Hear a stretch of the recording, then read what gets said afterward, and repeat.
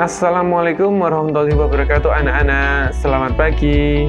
Bertemu lagi bersama saya dalam pembelajaran daring.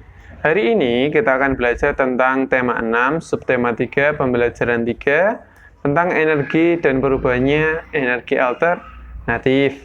Oke anak-anak, sebelum mulai pembelajaran, marilah kita berdoa terlebih dahulu sesuai dengan agama masing-masing supaya dalam pembelajaran kali ini dapat berjalan dengan lancar dan kalian sehat walafiat. Berdoa mulai. Selesai. Nah, anak-anak, dalam pembelajaran 3 kali ini kita akan langsung saja mulai. Kalian silakan buka buku paketnya. Nah, anak-anak, langsung saja ya. Kalian sudah mengetahui beberapa contoh energi alternatif. Kalian juga sudah mendapatkan informasi tentang contoh energi alternatif. Coba temukan 8 kata yang berkaitan dengan energi alternatif, juga pemanfaatan energi tersebut. Carilah kata secara menurun, mendatar, dan diagonal. Nah, di sini terdapat teka-teki silang, ya mirip teka-teki silang, yang mana tugas kalian adalah mencari 8 kata yang berhubungan dengan pembelajaran hari ini. Oke, adakah yang sudah menemukan? Sudah? Oke. Yang pertama adalah matahari, ini secara diagonal. Kata yang kedua adalah PLTA. Kata yang ketiga adalah turbin. Kata yang keempat adalah angin. Kata yang kelima adalah generator. Kata yang ketujuh adalah air. Dan kata yang kedelapan adalah listrik. Nah, dari 8 kata itu, apakah kalian sudah mengetahui artinya? Nah, tugas kalian sekarang, setelah mendapatkan 8 kata itu, pilihlah 5 kata dari hasil tersebut. Kamu diminta untuk memilih 5 kata saja dari 8 kata tadi. Selanjutnya, jelaskan artinya sesuai dengan pemahamanmu. Oke, selanjutnya, di sini Bapak akan kasih contoh 5. Yang pertama, Bapak memilih kata matahari. Apa sih arti matahari? Apa artinya matahari? Nah, matahari artinya sumber energi terbesar di bumi yang menghasilkan energi cahaya dan panas. Kata yang kedua, angin. Apa artinya angin? Angin artinya udara yang bergerak. Kata yang ketiga, air. Apa arti air? Air artinya cairan yang dibutuhkan setiap makhluk hidup. Itu 3, tinggal 2 lagi anak-anak. Yang keempat, Bapak memilih kata generator. Adakah yang tahu arti generator? Iya, betul sekali. Generator artinya alat pembangkit tenaga yang menghasilkan listrik. Alat yang kelima, PLTA. Apa artinya PLTA? Ya, PLTA artinya pembangkit listrik tenaga air. Jadi PLTA itu merupakan pembangkit listrik yang ditenagai oleh air. Nah, selanjutnya anak-anak, gerakan air termasuk salah satu energi alternatif. Semakin kuat gerak air, semakin besar pula energi yang dihasilkan. Gerak air digunakan untuk menggerakkan turbin atau kincir. Gerakan turbin dapat dimanfaatkan untuk banyak hal, di antaranya menghasilkan listrik dan menggerakkan mesin penggiling gandum. Pernahkah kamu melihat kincir air? Ada yang sudah pernah lihat belum? kincir air, gambarnya adalah seperti ini, ya. Ayo berkreasi, perhatikan gambar berikut. Nah, silakan anak-anak, kamu siapkan buku gambarnya, lalu pensil warnanya, kemudian silakan gambar kincir air seperti yang ada di buku, seperti yang di video yang Bapak tampilkan ini. Buat sebagus mungkin, semenarik mungkin. Kalian bisa menambahkan beberapa unsur seni dekoratif yang lain, bisa menambahkan hiasan-hiasan yang lain, supaya menjadi indah sesuai dengan yang kamu inginkan. Oke anak-anak? Nah, selanjutnya anak-anak, air sangat penting bagi kehidupan makhluk hidup. Manusia membutuhkan air, hewan dan tumbuhan juga membutuhkan air. Kita harus menjaga ketersediaan air, menjaga lingkungan tetap bersih termasuk sikap dari menjaga air. Kebersihan air berpengaruh terhadap kesehatan manusia. Oleh karena itu, gunakanlah selalu air yang bersih. Ya, kalian harus selalu menggunakan air yang bersih supaya kalian itu tetap sehat. Nah, bagaimana cara memperoleh air yang bersih? Kalian harus merawat air tersebut, tidak boleh membuang sampah sembarangan, terutama di sumber-sumber air seperti di selokan, di sungai, atau di kali, atau di bendungan, ya, itu tidak boleh. Selanjutnya, saat ini banyak minuman kemas yang dijual. Perhatikan tanda khusus pada kemasan, tanda yang berupa batas waktu penggunaan air. Apabila melebihi waktu tersebut, maka minuman dalam kemasan sudah tidak dapat digunakan. Kondisi air setelah tanggal tersebut sudah tidak baik. Jika tetap diminum, dapat menyebabkan keracunan. Nah, kamu kalau jajan di warung ataupun dimanapun, ya, perhatikan tanggal kemasannya. Perhatikan tanggal batas waktu penggunaannya. Jangan sampai melewati batas waktu, karena dapat menyebabkan keracunan untukmu. Selanjutnya anak-anak, nah, di sini Bapak contohkan ada minuman kaleng. Minuman kaleng di sini itu baik digunakan sebelum tanggal 18 bulan 7 2008. Ingat ya anak-anak ya. Itu 18 itu merupakan tanggal yang paling depan sendiri. Terus 7 itu merupakan bulan.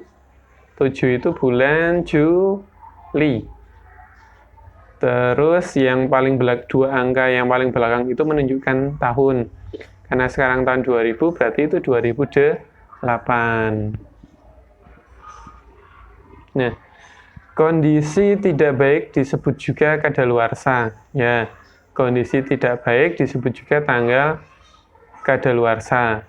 Perhatikan gambar berikut, lihatlah tanda 18.7/08, artinya minuman tersebut sebaiknya digunakan sebelum tanggal 18 bulan Juli tahun 2008. Ada kemasan yang menunjukkan waktu secara lengkap, ada juga kemasan yang tidak lengkap menunjukkan waktu penggunaan.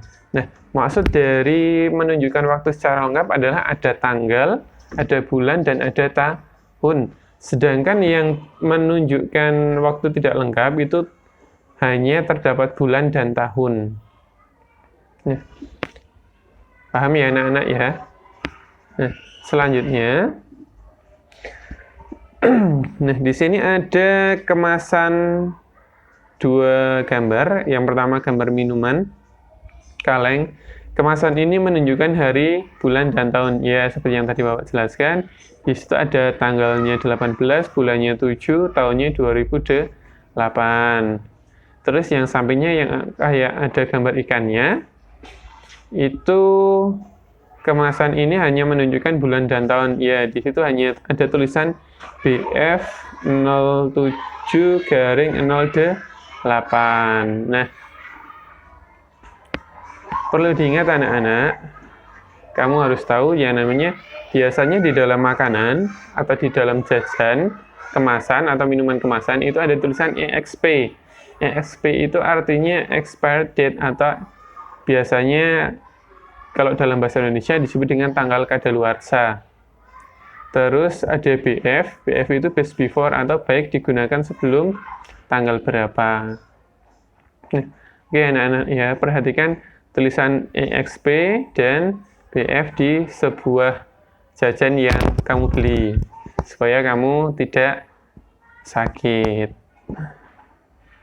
Nah, anak-anak di sini ada latihan.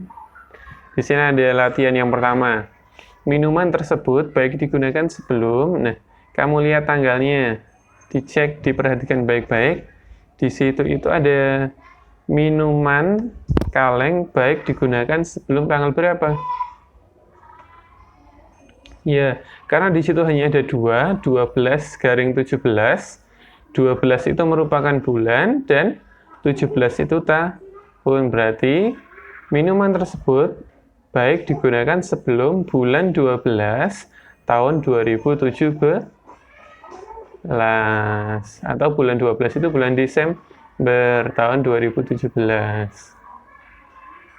Yang kedua, di sini minuman tersebut baik digunakan sebelum tanggal 24 bulannya November tahunnya 2018 karena di situ tertera 24/11/18.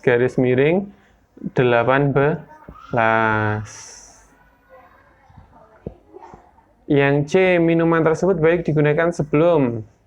Di situ terdapat hanya 5/19. Berarti 5 itu adalah bulan 5. Bulan 5 itu apa?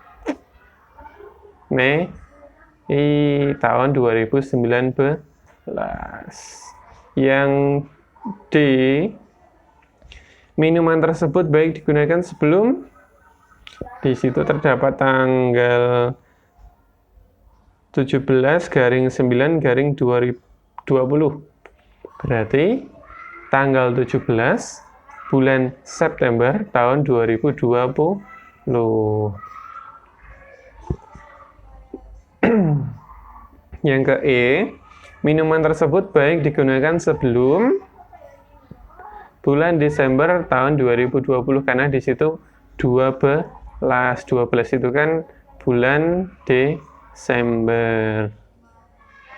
Yang ke F, nah, jika hari ini bulan Oktober tahun 2017, berapa bulan sisa waktu untuk minuman tersebut?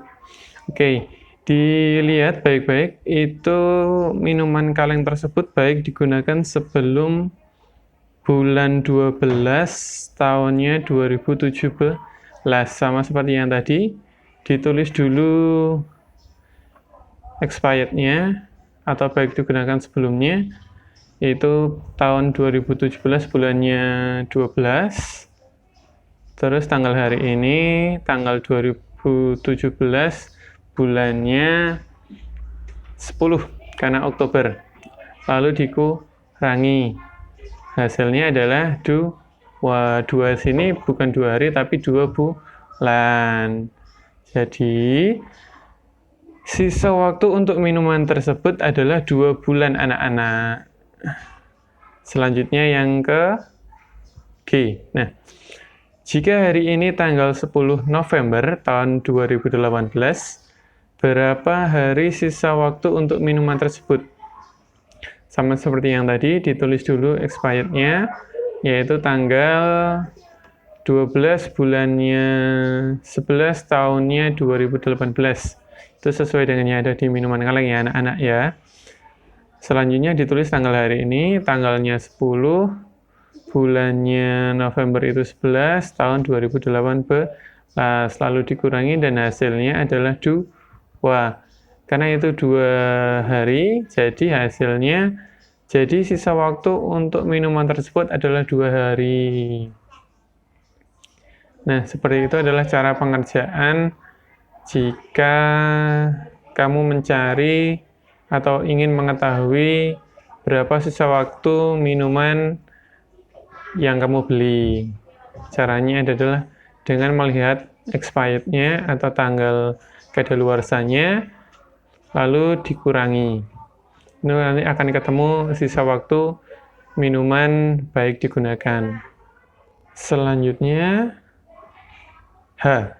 hari ini, jika hari ini tanggal 17 November tahun 2017, maka sisa waktu minuman tersebut adalah sama seperti tadi, ditulis tanggal expirednya yaitu tanggal 17 bulan 1 tahunnya 2018, lalu ditulis tanggal hari ini dan dikurangi, dan hasilnya adalah 17 kurangi 17, 0, bulannya itu kan 1 dikurangi 11 itu kan tidak bisa anak-anak. Nah, supaya bisa, itu bagaimana caranya adalah dengan meminjam tahun. 2018 itu dikurangi 1, ya, 8-nya itu dikurangi 1, karena 1 tahun itu kan 12 bulan. Jadi 12-nya itu ditambahkan ke 1 bulannya itu. Jadi 12 ditambah 1 sama dengan 13. Nah, 13 bulan dikurangi 11. Berarti hasilnya adalah 2. Karena 2018-nya itu sudah dipinjam 1, kan hasilnya 2017. Nah, 2017 kurangi 2017 sama dengan 0. Jadi, sisa waktu untuk minuman tersebut adalah 2 bulan. Nah, seperti itu adalah cara mengerjakannya. Ingat anak-anak, perhatikan batas waktu penggunaan makanan dan minuman agar kita terhindar dari bahaya. Makanan atau minuman yang kadaluarsa itu sangat berbahaya untuk kesehatanmu. Makanan atau minuman yang kadaluarsa tidak dapat memberi energi bagi tubuhmu. Nah, itu saja pembelajaran tema 6 subtema 3 pembelajaran 3 tentang energi alternatif pada hari ini. Semoga kalian dapat menerima dan memahami ilmu atau materi yang disampaikan pada hari ini. Bapak akhiri, wassalamualaikum warahmatullahi wabarakatuh.